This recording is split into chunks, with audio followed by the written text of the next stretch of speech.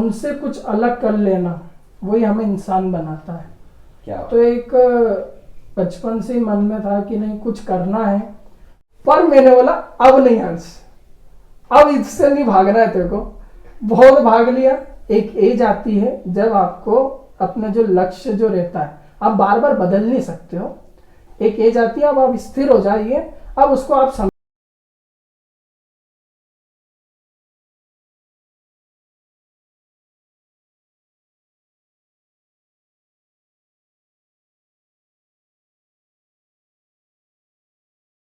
कुछ समय बाद क्या हुआ कि सर ने वहाँ से जॉब छोड़ दिया। तो सर ने वहाँ से जॉब छोड़ दिया तो वहाँ के जो मेंबर्स थे वो उनकी ट्रेनिंग नहीं हो रही थी क्योंकि कोच नहीं आ रहा था, पूरा ग्रुप वहाँ पे बिखरते हुए जा रहा था, स्टूडेंट आना बंद हो गए थे। तो वहाँ के फिर संस्था तक ये बात पहुँची कि भैया सर आ रहे नहीं है तो यहाँ के लिए कोच अपॉइंट करना पड़ेगा। तो कौन सा कोच अपॉइंट करें, तो 2-4 कोच अपॉइंट करे वहाँ पे। वहाँ के लोग को कोई भी पसंद नहीं आ रहा। तो होता क्या है कि आप कोच तो हो, आपको प्रॉपर नॉलेज है, पर आपका स्टूडेंट से आपका कम्युनिकेशन बहुत अच्छा होना चाहिए क्योंकि आपको रोज उनको ट्रेनिंग देनी है। अगर आपका उनसे व्यवहार नहीं बन पा रहा है, एक बातचीत अच्छी नहीं हो पा रही, आपकी उनको समझ नहीं आ रही, उनको आपकी समझ नहीं आ रही, तो वो रिलेशन वो जो स्टूडेंट और टीचर का है वो ज़्यादा समय चलता नहीं। राइट। तो 15 दिन मैंने जो ट्रेनिंग दी थी तो शायद कुछ अच्छा करा होगा। तो मुझे वहां से मेरा ऑफर आया। अच्छा। सभी स्टूडेंट्स ने वहां पे बोला कि वो 15 दिन के लिए जो लड़का आया था छोटा सा उसको भेजिए, हमको वो चाहिए। तो ठीक है, जो संस्था का ऑफिस था मैं वहाँ पे गया। अब मैं वहाँ पे गया तो मेरी एज मेरे को जब तक याद है 17 साल। अच्छा। 17 साल का मैं होऊंगा। और फिर जब मैं ऑफिस में गया तो अब मैं पहले बार ऑफिस में गया, कभी गया नहीं। पूरा ऐसी लगा हुआ कांच की टेबल और बड़े बड़े लोग बैठे हुए और वो चेयर घूमने वाली, और मैं तो बड़ा ऐसा एकदम डर डर के गया था। तो उन्होंने मुझे से प्रश्न पूछा कि भैया क्या करते हो क्या नहीं करते हो, ट्रेनिंग पहले दी है क्या। मैंने बोला सर मैं एथलीट हूँ, मैंने ट्रेनिंग दी नहीं है, 15 दिन दी थी जो कि वो आपके सर बाहर गए थे। बोले वो सब जने वहाँ के जितने भी स्टूडेंट है वो आपके लिए हमें हमें बोल रहे हैं कि सर को बुलाइए, और हमें आपको देख के लग नहीं रहा कि आप सिखा पाओगे। अच्छा। बचपन से एक चीज ईश्वर ने गॉड गिफ्टेड दी, कहीं झुकना नहीं है। झुकता वही जो कहीं ना कहीं खुद को कमजोर समझता है। झुकना इन द सेंस ऐसा नहीं कि ईगो, ऐसे तो बड़े बुजुर्गों के सामने झुकना चाहिए, कहीं आपको ज्ञान प्राप्त करना वहां भी झुकना चाहिए। झुकने का ऐसा कि हार नहीं मानना कि यार मैं नहीं कर सकता, भैया आपने बोल दिया मैं नहीं कर सकता तो हाँ मैं नहीं कर सकता। आपने बोल दिया, मेरे में ऐसा था कि भैया आपने बोल दिया मैं नहीं कर सकता, अब तो मैं करके बताऊंगा, ऐसे कैसे बोल दिया। तो मुझे ऑफिस में बोला सबने कि हमें आपकी हाइट और आप बच्चे हो, हमको लगता नहीं आप ट्रेनिंग दे पाओगे। तो मैंने उनको सिर्फ एक ही लाइन बोली, सर यहाँ ऑफिस में तो मैं नहीं बता सकता, पर आप मैदान पे आके जरूर देखना कि मैं कैसी ट्रेनिंग दूंगा। क्या बात है। तो फिर मैंने वहाँ पे ट्रेनिंग देना स्टार्ट करी, और ट्रेनिंग देना स्टार्ट करी तो फिर वहाँ पे धीरे धीरे जो ग्रुप टूट गया था, बिखर गया था, वो धीरे धीरे जुड़ने लगा। तो जब मैं पहले दिन गया था तो एक भी स्टूडेंट नहीं था। धीरे धीरे महीने भर के अंदर 40 स्टूडेंट कम से कम हो गए थे। यही चला, और फिर आगे कुछ समय बाद में हुआ क्या कि मैं रेगुलर ट्रेनिंग करता था, एथलीट था मैं तो फिर मेरी ट्रेनिंग डिस्टर्ब होने लगी क्योंकि मॉर्निंग की हमारा सेशन रहते थे सब। तो मैंने जो जॉब ज्वाइन करी थी उसका सिर्फ एक ही पर्पस था कि होता क्या था कि हम ट्रेनिंग करते थे तो हमारे पास डाइट के पैसे नहीं रहते थे, शूज़ के पैसे नहीं रहते थे। तो जॉब इसलिए हमने करी थी कि भैया थोड़े पैसे मिलेंगे तो हमारे ट्रेनिंग में इन्वेस्ट करेंगे। तो हुआ क्या कि ट्रेनिंग डिस्टर्ब हो गई, पैसे आने लग गए। पैसे ज़्यादा नहीं, कुछ थोड़ा बहुत ही अमाउंट आता था क्योंकि वो भी एक सेवा ही रहती थी, कोई ऐसा बहुत ज़्यादा बड़ा अमाउंट नहीं मिलता था। इस बीच आपका एजुकेशन कंटिन्यू था, स्कूल वगैरह? हाँ, इसके साथ साथ मेरा एजुकेशन भी चल रहा था। और फिर मैंने वहाँ मेरे जो कुछ फ्रेंड थे, अब उन्होंने भी अच्छे के लिए बोला बुरे के लिए बोला, वो भगवान जाने, आज तक मेरे को नहीं पता। पर दोस्त थे तो बात मान ली। तो दोस्त ने बोला बेटा तेरी ट्रेनिंग डिस्टर्ब हो रही है। अब होता क्या था कि दोस्त भी मिडिल क्लास ही थे, उनके हाथ में भी कभी इकट्ठे 10,000 रुपए नहीं आए, है ना। मेरी जो सैलरी थी तो एकदम से 10,000 आए मेरे पास तो मैं भी खुश हो गया। अच्छा। चलो पैसे तो आने लगा। अब वो दोस्त ने किस वजह से बोला भगवान जाने। अब फिर मुझे दोस्तों ने बोला कि यार तेरी ट्रेनिंग डिस्टर्ब हो रही है, तू ये छोड़ दे। तो मैंने बोला ठीक है भैया छोड़ देता हूँ। तो छोड़ूं कैसे, अपन क्या करेंगे। 2 महीने तो मैंने जॉब कर ली थी, पैसे हो गए थे इकट्ठे, मेरे पास 20,000 रुपये हो गए थे। अच्छा। तो दोस्त ने बोला कि अपन चलो दिल्ली में और हरियाणा साइड ट्रेनिंग करने चलते। तो मैंने बोला ठीक है चलते। 20 पैसे रहते ना जेब में तो हर फैसले फटाफट होते हैं, है ना, कहीं कुछ देरी नहीं होती। मैंने बोला चलो पैसे हैं अपने पास।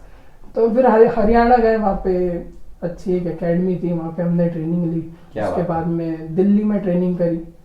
दिल्ली में ट्रेनिंग करते करते जो 2 महीने हमने ट्रेनिंग करी, 2 महीने बाद 20,000 रुपये खत्म होने आ रहे थे। तो पैसे खत्म होने आते हैं जब समझ में आने लग जाती है पैसों की भी कीमत और अब पैसे कमाने। जब पैसे जेब में रहते हैं तो अपन उसको फटाफट ठिकाने लगाना चाहते हैं। तो फिर वहाँ पे हम पैसे ख़त्म हो रहे थे, तो फिर हमने बोला कि अब इंदौर जाना पड़ेगा, क्योंकि अब पैसे नहीं रहेंगे तो दिल्ली में रहेंगे कैसे। इंदौर आया, फिर इंदौर आया तो वही प्रॉब्लम कि भैया वो फिर समझ में आया कि वो जॉब अपन ने छोड़ी तो बहुत जल्दबाजी कर दी। देखो क्या होता है कि अपने पास में जो चीज़ रहती है उसकी कीमत हमें जब भी पता पड़ती है जब वो हमारे हाथ से चले जाती है। और लाइफ में हर चीज़ की कीमत है ना। तो फिर जॉब की कीमत जब मेरे को समझ में आई। अब दोस्त मेरे जितने भी थे उन्होंने अच्छे के लिए जॉब छुड़वाई या बेकार के लिए छुड़वाई वो भगवान जाने, मुझे नहीं पता। पर मुझे ये पता पड़ गई थी कि ये भैया जॉब इम्पोर्टेंट है और करनी पड़ेगी। फिर मैं वापस जॉब वाले के पास में गया जहाँ से मुझे जॉब मिली थी कि सर मुझे जॉब चाहिए। बोले अब थोड़ी ना मिलेगी, अब तो वहाँ पे सर आ गए। अच्छा। दूसरे सर आ गए। तो मैंने बोला ठीक है सर अब क्या करें। तो मैंने बोला सर कभी भी जरूरत लगे और कहीं पे, क्योंकि उनके जगह जगह चलते थे, हर ग्राउंड में उनकी कोचिंग चलती थी। मैंने बोला किसी ग्राउंड में जरूरत लगे तो मुझे बताना। तो मैं अप्लाई तो करके आ गया था फिर से। तो मल्लार आश्रम ग्राउंड है रामबाग में।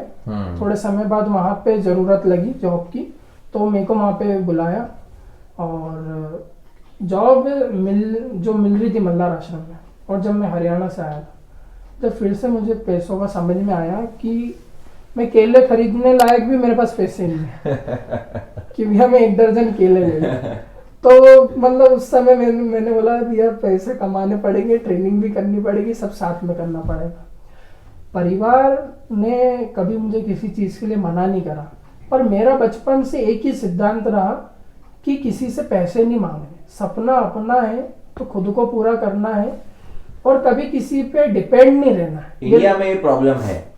अगर यही चीज आप यूएस में देखेंगे तो वहां पर जैसे ही आपका स्कूल खत्म हुआ, आपको एक अपनी पॉकेट मनी को कंटिन्यू करने के लिए आपको जॉब करना पड़ेगा। तो वहां पे पार्ट टाइम जॉब अवेलेबल होती है ताकि आप आपका हाथ खर्चा खुद निकाल सको। हाँ। लेकिन इंडिया में ऐसा नहीं है। इंडिया में अगर बाप अमीर है तो आप 40, 50, 60 साल भी बैठे बैठे खाओगे तो आपको कोई कुछ नहीं बोलेगा। तो वो चीज यहाँ पर है। तो फिर मुझे जॉब थोड़े समय बाद मिल गया मल्लार आश्रम पे। वहाँ पे भी वापस से नया ग्रुप बनाना था, क्योंकि वहाँ पे ग्रुप पहले चलता नहीं था मैराथन का। तो वहाँ पे स्टार्ट करी। फिर वहाँ से हुआ क्या कि 2 महीने तो मैं सलंग बैठा रहा, क्योंकि इससे पहले जहाँ 15 दिन मैंने ट्रेनिंग दी थी वहाँ पहले से ग्रुप चलता था। तो उसको वो बिखर गया था तो वापस बनाया। तो ये था कि यहाँ पहले से चलता है, पर यहाँ तो चलता ही नहीं था। तो यहाँ से वापस से ग्रुप बनाना, लोगों को जोड़ने में काफ़ी समय लगता है और एक शब्द आप गलत बोल दो तो लोगों को बिखरने में 2 मिनट नहीं लगते। तो जोड़ने में मुझे 2 महीने लगे। क्या होता था, छोटा था और बोलना आता नहीं था, आता था पर डरता था बोलने में। 4 लोग मिल जाए तो होठ कप कपाते थे, है ना, कैमरा सामने आ जाए तो बोलती बंद हो जाती थी। तो ये सब चीज़ें बचपन से रही। क्लास में किताब पढ़ने का बोल दिया जाए तो ऐसे पढ़ता था, तो सर बोलते थे बेटा खुद को सुना रहे हो कि दूसरों को सुना रहे हो। तो वही सब चीज़ें रहती थी। तो फिर धीरे धीरे जो ग्राउंड में लोग आते थे उनको मैं बताता था। धीरे धीरे हिम्मत बढ़ी मेरी कि भैया हम यहाँ ट्रेनिंग देने आए हैं, फ्री ऑफ कॉस्ट संस्था की तरफ से ट्रेनिंग चलती है, आप आइए ज्वाइन कीजिए। लड़कियों से बात करने में डर लगता था भैया कि कैसे बात करूं, क्योंकि वो सब चीज़ों की प्रॉब्लम रहती है। धीरे धीरे आप जब प्रैक्टिस करते हो, लोगों से बातें करते हो, तो आपका कॉन्फिडेंस बढ़ता है कि आपको कैसे बात करना चाहिए, और आजकल ये सब बहुत ज़रूरी है। अगर आपको बोलना नहीं आता, अपने अंदर जो टैलेंट है उसको बाहर लोगों तक बताना नहीं आता, तो आप लाइफ में कहीं ना कहीं पीछे रह जाते हैं। तो मैंने एक चीज़ समझ ली उस समय कि बेटा हर्ष, अगर बोला नहीं तो पीछे रह जाएगा, और लाइफ में आगे बढ़ना है तो बोलना पड़ेगा। तो मैंने बोला ठीक है, फिर बोलना स्टार्ट करा, ग्रुप बना, धीरे धीरे 1 से 2, 2 से 3, 2 से 4, धीरे धीरे 100 जनों तक का ग्रुप बना। और फिर उसके बाद में काफ़ी इवेंट्स होते थे, बढ़िया ट्रेनिंग लोग करते थे, मैं मेरा 100% देता था। संस्था की तरफ से 2 घंटे का ही समय दिया जाता था कि 2 घंटे ट्रेनिंग दीजिए, पर मेरी लगन इतनी थी कि मैं उसको 4-4, 5-5 घंटे ट्रेनिंग देता था। अगर कोई 2 घंटे लेट भी आता था तो भैया आजा, आप करो। और निस्वार्थ भाव से मैंने भी ट्रेनिंग दी, संस्था ने भी सभी लोगों तक ट्रेनिंग को पहुंचाई। स्टूडेंट्स के मेडल आने लगे। पहले काफ़ी समय हुआ था कि लोगों को मेडल नहीं आ रहे थे, तो नए नए कोच बने थे अपन भी, और नई नई ट्रेनिंग दे रहे थे। धीरे धीरे स्टूडेंट्स के मेडल आने लगे, काफ़ी खुशी हुई। कोच फील्ड में ऐसा कोई प्रेम नहीं था, सिर्फ करा रहे थे। अब कोच बनना ही है, ये कब डिसाइड हुआ?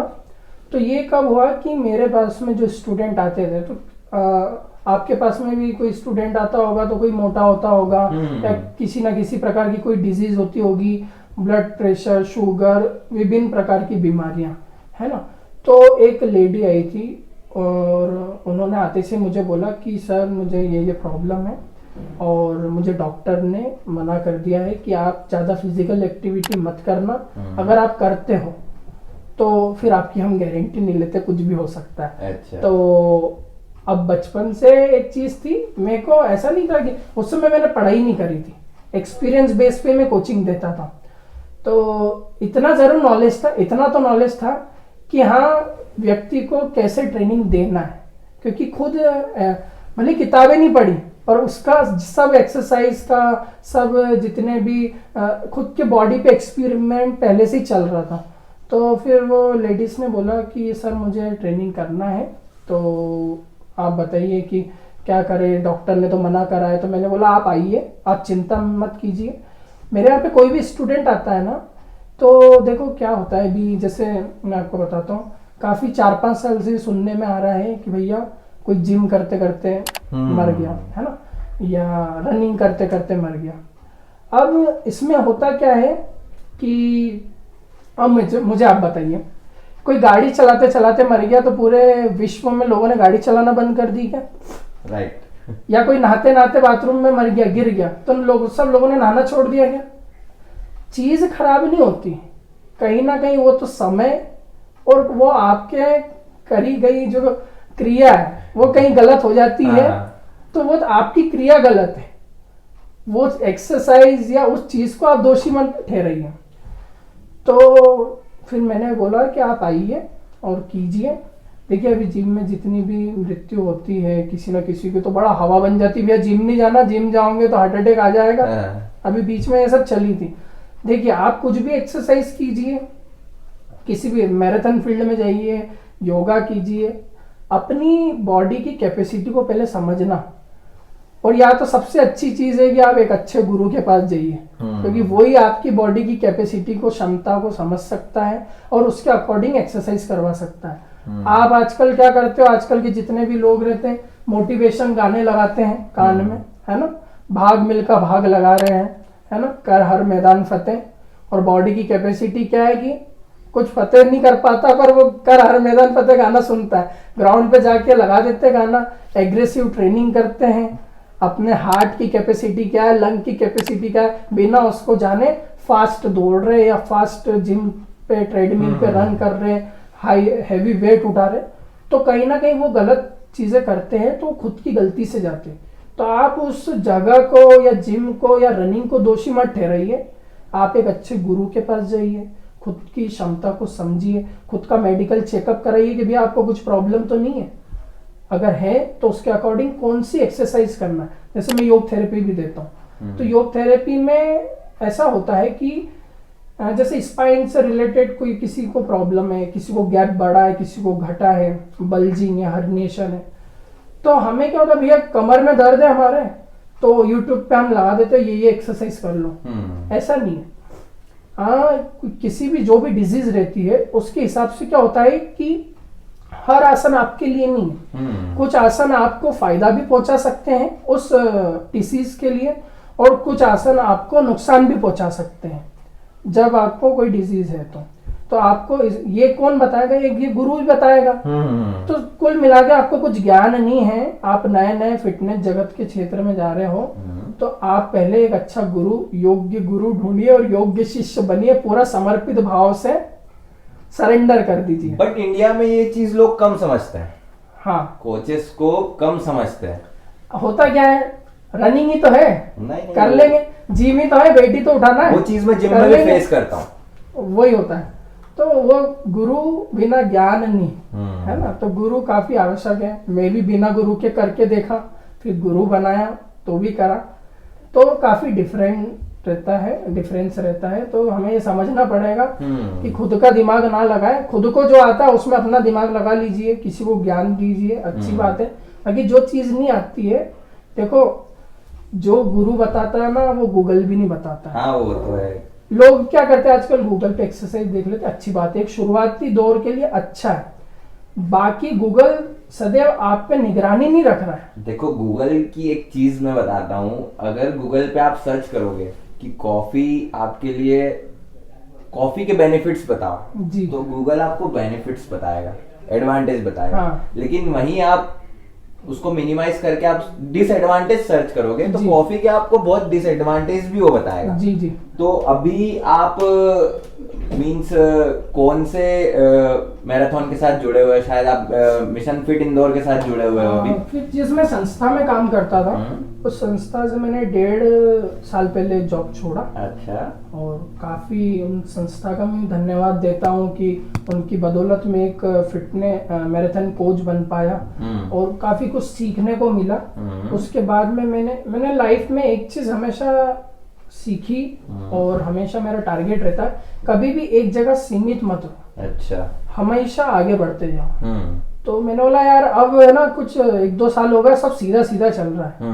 मतलब मुझे एक कंफर्ट जोन पसंद नहीं है। लोग क्या कहते हैं, अरे मुझे कंफर्ट जोन में जाना है। कंफर्ट जोन में जाने से आपके उभरने के चांसेस कम हो जाते हैं, यह व्यक्ति नहीं समझता।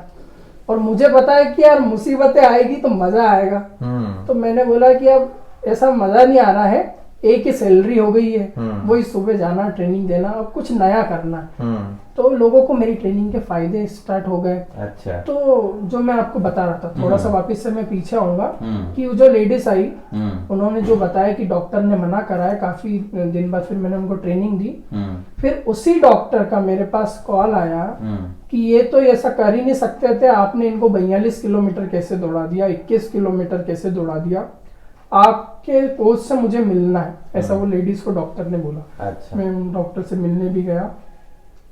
तो वही होता है कि आप अगर प्रॉपर गाइडेंस में एकदम ग्रेजुअली अपनी क्षमता के अकॉर्डिंग धीरे धीरे चीजों को करते हैं तो वो होने लगती है। अच्छा। और एक योग्य कोच के पास में जाके ट्रेनिंग करते हैं। फिर मैंने कुछ समय बाद में मैं आपको ये वर्ल्ड रिकॉर्ड जो मेरा बना, world youngest coach in marathon training, होता क्या था कि मैंने खुद ने ही सोचा कि यार मैं 17 साल की उम्र में कोच बना, तो इतनी उम्र में तो अधिकतर खिलाड़ी रहते हैं, कोच कोई बनता नहीं है। तो फिर मैंने बोला यार अपन शायद इंडिया के यंगेस्ट कोच है। आजकल का यूथ तो सुट्टा ही फूक रहा है। हाँ, 17 साल की उम्र। वही आजकल का ऐसे ही चल रहा है। पर उस समय मुझे समझ में आया कि भैया मतलब मैं 17 साल की उम्र में ट्रेनिंग दे रहा हूँ तो मैं इंडिया का यंगेस्ट कोच हो सकता हूँ। तो मैंने सर्च करा फिर, तो इंडिया में मेरी एज कैटेगरी में जितने लोगों को मैं ट्रेनिंग देता था वो आज तक किसी ने दी नहीं। तो फिर मैंने इंडिया यंगेस्ट कोच कहीं ना कहीं मन में सोचना स्टार्ट कर दिया था कि अपन इंडिया के यंगेस्ट कोच है। फिर एक दिन क्या हुआ कि मेरे एक फ्रेंड है, उनके परिचित वर्ल्ड रिकॉर्ड होल्डर, मतलब वर्ल्ड रिकॉर्ड में इनका सब जॉब करते हैं वो। तो उन्होंने बोला कि सर अभी इंडिया के यंगेस्ट कोच हो तो आप वर्ल्ड के लिए अप्लाई क्यों नहीं करते? तो मैंने बोला यार वर्ल्ड में तो बहुत होंगे। तो फिर उसने कहा कि सर नहीं, आप एक बार अप्लाई कीजिए, कुछ भी हो सकता है, एक बार देखते हैं। तो मैंने बोला ठीक है। फिर मैंने एप्लीकेशन फॉर्म भरा और मैंने खुद ने भी गूगल पे सर्च करा। और फिर उनकी टीम तो अलग ही होती है, वो तो एकदम बारीकी से सर्च करती है। हाँ। तो उन्होंने भी पूरा सर्च करा। वर्ल्ड में मेरी एज कैटेगरी में जो मैराथन ट्रेनिंग देता था वो कोई भी नहीं था। और फिर वहाँ से पूरा सब एप्लीकेशन फॉर्म और जितने भी एविडेंस लगते हैं, हाँ। वो डॉक्यूमेंट्स लगते हैं, वो सब हुए। और फिर वर्ल्ड रिकॉर्ड मेरा बना और इंदौर अपना मध्य प्रदेश के मुख्यमंत्री जी ने मुझे सम्मानित किया। तो ये वर्ल्ड रिकॉर्ड की भी एक ऐसी कहानी थी। एक मेरा फ्रेंड बैठा था और किसी चीज पे बहस छिड़ गई थी। अब बहस छिड़ गई थी तो होता क्या है कि आजकल का जो यूथ है, बहस छिड़ जाती है तो उसका जवाब हाथों से, पैरों से, डंडों से देता है, किसी और चीज से देता है। पर मेरा अगर मैं लड़ने में विश्वास नहीं करता हूँ। अगर आपको किसी ने कुछ ताना मारा है तो आप कर्म कीजिए इतना अच्छा कि वो कर्म ही आपका जवाब दे दे। क्या बात है। तो फिर मैंने बोला कि नहीं यार, कुछ ऐसा करना है कि सामने वाला अपने को हल्के में नहीं ले। क्योंकि आपको बताना, आजकल का जो समय चल रहा है ना, वो आपकी पोस्ट को देख के व्यक्ति आपका स्टेटस निर्धारित करता है। हाँ। पहले व्यवहार को देखा जाता था कि यह इंसान अच्छा है, नीयत अच्छी है। आजकल वो नहीं देखते हैं। आजकल कार अच्छी है, कपड़े अच्छे हैं, है ना, ये सब देखते हैं, फिर हाँ ये इंसान बहुत अच्छा है। हो सकता है भैया जिसने कपड़े थोड़े खराब पहने हो उसकी नीयत भी अच्छी हो, ज्ञान भी अच्छा हो, व्यक्ति भी अच्छा हो।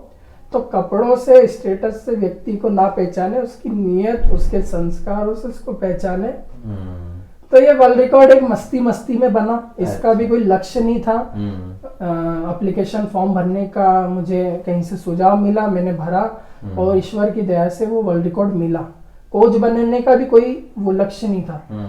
मेरा जो कर्म था वो ईमानदारी से अदा कर रहा था और मैंने मेरा कर्म किया और मुझे सफलता प्राप्त हुई। मैंने वर्ल्ड रिकॉर्ड के लिए कोच फील्ड में नहीं आया और मैंने लोगों को ठीक करने की कोच फील्ड में नहीं आया। बस मेरा ये था कि मैं जो एक्सरसाइज करवाता हूँ उसे ईमानदारी से कराऊं। लोगों को फायदे स्टार्ट हो गए, अवार्ड्स मिलना स्टार्ट हो गए। जगह जगह जहाँ पे मैराथन होती थी वहां पे सम्मानित होते थे।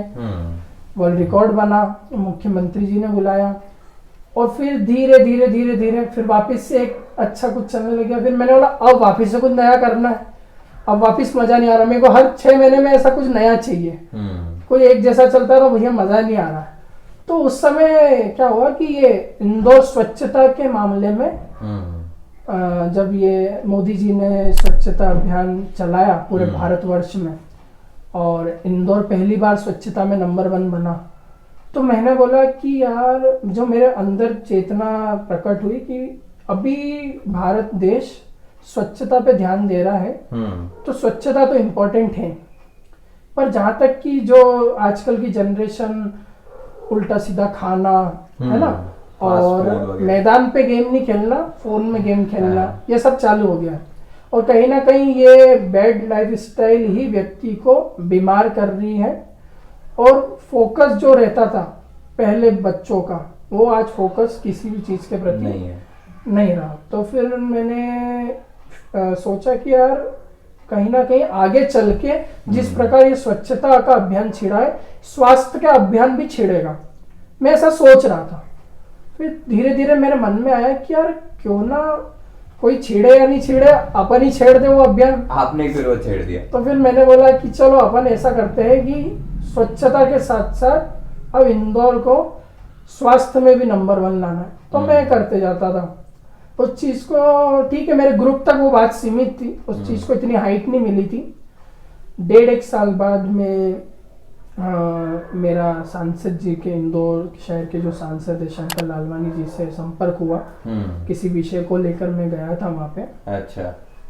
तो फिर मैंने उसी विषय के साथ साथ ये विषय भी छेड़ दिया कि सर मेरी इच्छा है, मेरे पूरे ग्रुप की इच्छा है कि आपके माध्यम से हम इंदौर शहर में फिट इंदौर एक अभियान लॉन्च करें, ताकि इंदौर शहर स्वच्छता के साथ साथ स्वास्थ्य में भी नंबर 1 बने। तो हमने उसका नारा दिया, स्वच्छ शहर को स्वस्थ शहर बनाए। तो सांसद जी ने बोला बहुत अच्छी बात है, ये तो इंदौर शहर के स्वास्थ्य की बात है और ये तो बढ़िया है, आप कीजिए, हम आपके साथ में हैं। तो कहीं ना कहीं देखो होता क्या है कि आपको एक व्यक्ति कह देता है कि हाँ ये तू कर सकता है तो चल मैं तेरे साथ हूँ, हाँ। तो आपको हिम्मत मिल जाती है। आजकल क्या है कि कोई भी व्यक्ति कुछ अच्छा करना चाह रहा है ना, तो गिराने वाले 10 लोग आगे पीछे खड़े हुए हैं। देखो मेहनत आपको ही करनी है, सब चीजें आपको ही करनी है, पर जो मोटिवेशन देना है वो कम हो गया है, लोगों किसी को प्रोत्साहित नहीं करते हैं। तो सांसद जी ने प्रोत्साहित करा, काफी सपोर्ट आज तक मिलते आया है और उन्होंने बोला कि आप कीजिए, किसी भी प्रकार की कोई समस्या आती है तो हम आपके साथ हैं। उनके माध्यम से फिट इंदौर लॉन्च हुआ और ये फिट इंदौर आज 1.5 साल हो गए हैं, बहुत बढ़िया चल रहा है और आगे आने वाले समय में भी कुछ अच्छे कार्यक्रम होंगे। निःशुल्क हम शिविर भी लेते हैं ताकि स्वास्थ्य के प्रति जागरूकता और बढ़े और जिस प्रकार हम स्वच्छता में नंबर 1 है, फिटनेस में भी नंबर 1 बना। इसीलिए हमने इसका नाम दिया फिट इंदौर। ये सब चीजें चल रही है सर। ठीक है, तो अगर आपको फिट इंदौर से जुड़ना है तो मैं सर का जो इंस्टा अकाउंट है वो शेयर कर दूंगा, तो आप इंस्टाग्राम पर जाके इनको मैसेज कर सकते हैं। तो ये थी इनकी जर्नी। बहुत ही इंस्पिरेशन जर्नी है। और अगर मैराथन के बारे में आपको जानना है, इंदौर में मैराथन कब है, कहाँ पर है, कैसे हैं, ये इवेंट लॉन्च करते रहते हैं, तो आप इनको इंस्टाग्राम पे फॉलो करो, बहुत सारी इंफॉर्मेशन आपको मिलेगी। आई होप ये इंटरव्यू आपको बहुत ही पसंद आया होगा और आगे भी हम आपके लिए ऐसे इंटरव्यू लाते रहेंगे।